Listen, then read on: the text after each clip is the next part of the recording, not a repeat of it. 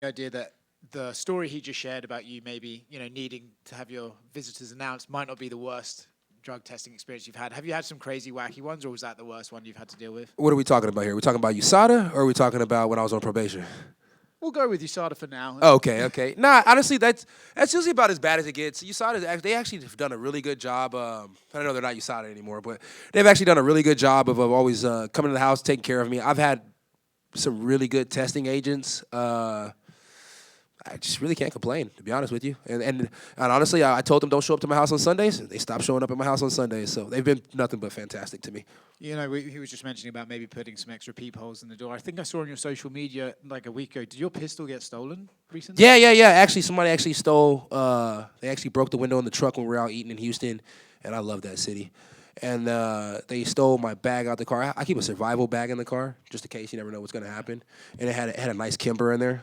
Sometimes I transfer, the guns from this spot to that spot. And so I had my Kimber in there, and they got the Kimber. So that sucks. I really liked that Kimber too. I was just shooting bunnies and stuff with it the day before. Fair enough. Reinier de Ridder.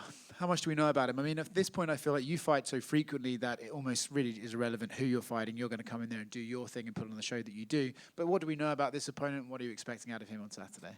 I know he had a pretty decent career at one. I know he lost all that before he came over here. So just keep him losing. Yeah.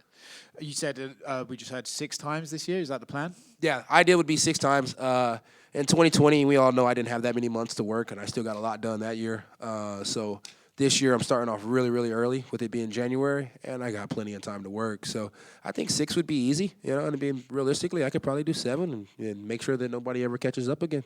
I saw you do an interview, I think it was with Demetrius Johnson, where you spoke about the Khamzat fight and all that sort of stuff. Yeah. My question to you is it kind of one of the sad things about this sport that the only way you really get a massive pay jump is to take a fight where the odds are basically all against you?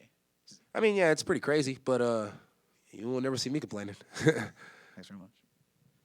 You also said in that interview with DJ, you finish at the end of 3 to give fans kind of what their money's worth in there. So what kind of fight are you expecting from Reinier in there? I think we'll spend at least one of those rounds. If it goes to 3, we'll spend one of those rounds up against the cage. Him trying to take me down, ultimately not really being able to do it the way he wants to. Beating him up a little bit on the body, beating him up a little bit on the feet, beating him up a little bit in the head. And literally I said the body, the feet, and the head, and that's what I mean. I mean, stomping his feet, kneeing his body, and blasting his head. And then ultimately I just see him starting to fade and just giving me the dub. And it's like that's just kind of how I picture it. It's like when he lost his belts at the last organization, he kind of just faded and gave the belts away. So it's like maybe that's what he does. He fades and gives it away. He was in here and he said, if you can avoid your right hand down the middle, that he says you hide very well, that he envisions himself taking you down and choking you out. So did you have to, not that you don't have a high-level black belt, but did you have to bring in people to kind of prep for a grappler like him? No, shit. Probably grappled less getting ready for this guy. I mean, it's like, if he subs me, that'd be fucking crazy. I don't think he does anything that great on the ground. Him and the Gerald Mershard fight was fun. Gerald's a tough person to fight. I've been there before, done that before. That being said, Mershard just made a slight mistake.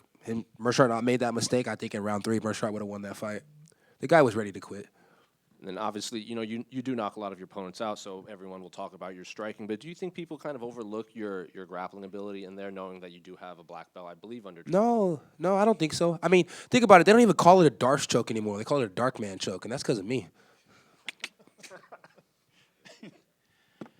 Kevin Becker.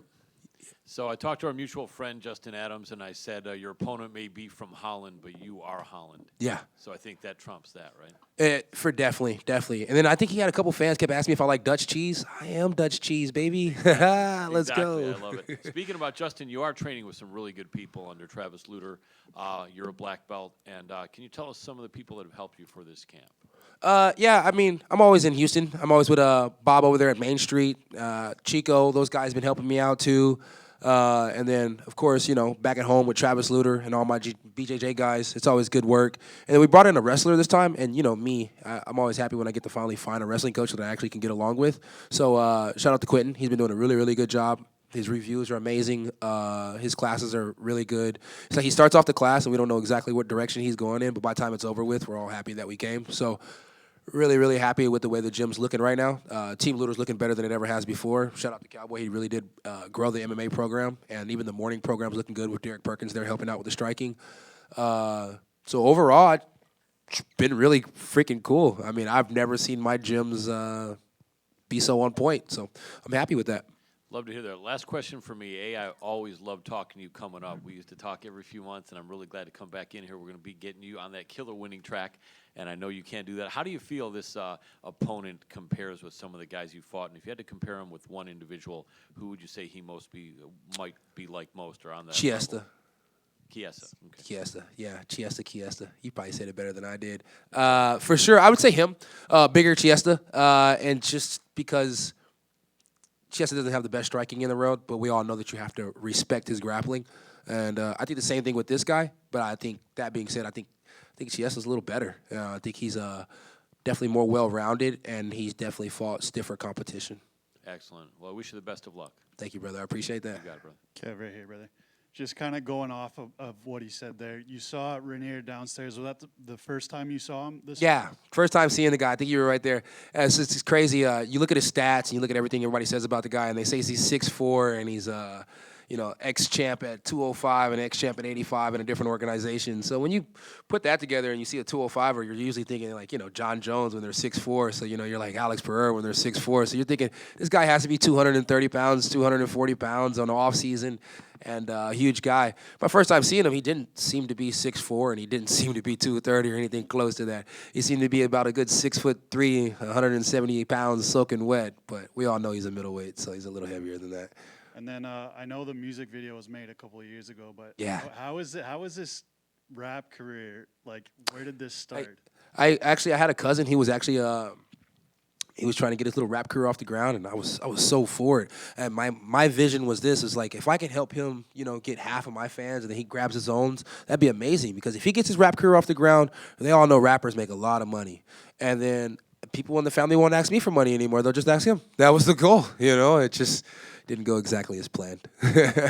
So, possible collaboration with Bryce Mitchell. Are we gonna make? I got to do a collab with Bryce Mitchell. I need to do a collab with Bryce Mitchell. I need to do a cypher with a couple different UFC guys. But I ain't gonna say too much on it because we know people like to steal their ideas. But I'm damn sure gonna get a country song with Bryce Mitchell because all of Texas needs a country song for me. Why not? Hey, Kevin over here. Yeah. Kevin, have you traded any shoes with Dana White recently? No, honestly, we haven't. It's like we haven't done shoes in a long time. I think he has every Travis Scott that ever came out, and that's all he really likes is Travis Scott's. So it's kind of hard to keep that man happy, What's the best shoe you ever sent him, and vice versa, that he gifted to you? He got me some shoes from the shoe surgeon. There were some shoes that I really, really wanted. Desert Storms, I believe. And then I think the coolest pair of shoes I got him were just the Def Dreams. And they were the Chuckies, just because I knew he had bought his son some Chuckies from the shoe surgeon, and I knew how much those cost. So it was just nice to get him something pretty similar. It just cost a lot less. Save a guy some money. Thank you. Hey, Kevin. Kevin, to your right. Hey, yeah. In that interview with DJ, you said you were high as a kite during the Vittori fight week. I'm just wondering if you've ever smoked with Bobby Lee, because he said to me, Bobby Lee. Who's Bobby Lee? Not Bobby Lee, Kevin Lee, sorry. Kevin Lee? Oh, no. I don't even know where the fuck Kevin fits in all this.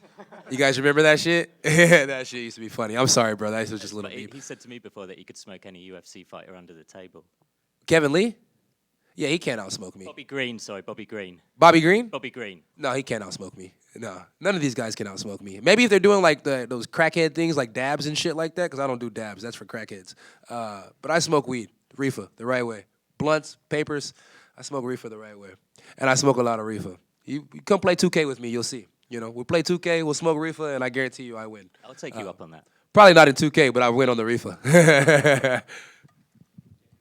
Kevin, I don't know if you've always been big mouth, but it seems like the whole big mouth persona kind of took off in LA. It was like 6 years ago you fought Thiago Santos. And that was sort of a big coming out party for you. How does it feel to be back in LA? And just how do you examine your career from that moment on, where you really kind of launched on a pay-per-view? And it was crazy because the name Big Mouth did pretty much become designed there. Like it became permanent there. But I've always been Jabba Jaws. I've always talked. I've always talked during competitions. I've always been that type of guy. That being said, it's been a long time coming, and I honestly finally feel like Big Mouth and Trailblazer is combined together, and they know how to show up at the right time, at the right place. I know how to be Big Mouth right here for the media for you guys, and in the fights when I'm already kicking the ass, and I know how to be Trailblazer, which goes out there and gets a very beautiful dub the right way. So, yeah, TBBM, baby. Trailblazer, Big Mouth. The best business moves. You're a part of this stacked card, fighting in this brand new arena and in a packed crowd here at LA. How excited does that make you to just get into the octagon and get going? Oh, man, anytime I get to get in there and get going, I feel great. Doesn't matter what's going on in life. The moment that octagon closes, everything's at peace, everything's happy, everything's beautiful.